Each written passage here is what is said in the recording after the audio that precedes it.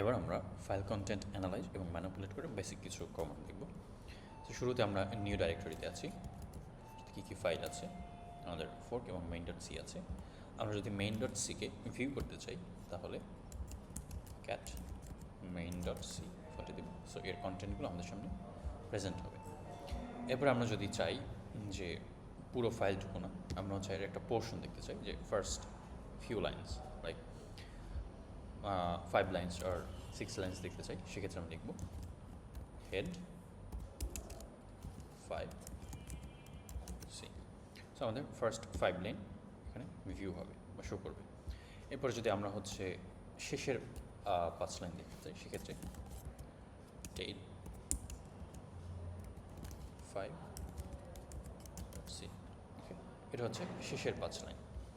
এবারে আমরা যদি চাই কোনো একটা পার্টিকুলার কিওয়ার্ড সার্চ করব, যেমন খুঁজে বের যে পিআইডি কোথায় কোথায় আছে, আমরা পিআইডিকে খুঁজে বের করতে চাচ্ছি এই কন্টেন্ট থেকে, সেক্ষেত্রে জিআরইপি পিআইডি এবং যে ফাইল থেকে যাচ্ছি মেইন ডট সি।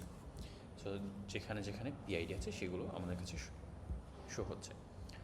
এরপরে আমরা চাচ্ছি যে এই ফাইলে কিছু যদি এডিট করতে চাই, সেক্ষেত্রে ন্যানো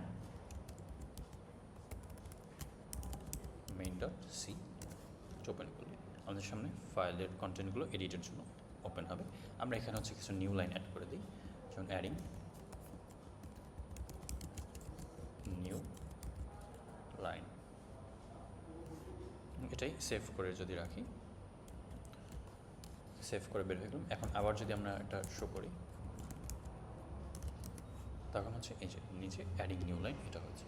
এবার আমরা চাচ্ছি এভাবে না, কোনো কিওয়ার্ড ধরে আমরা সেই কিওয়ার্ডটাকে চেঞ্জ করে ফেলবো। যেমন এখানে পিআইডি আছে স্মল লেটারে বা লোয়ার কেসে, এটা আমরা সব আপার কেস করে দিব।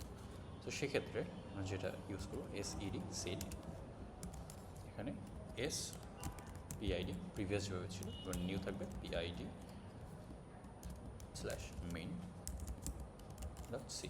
যদি আমরা দিই তখন এই যে সব যত পিআইডি আছে এগুলো সব আপার কেস হয়ে গিয়েছে। এখানে এটা পিআইডি।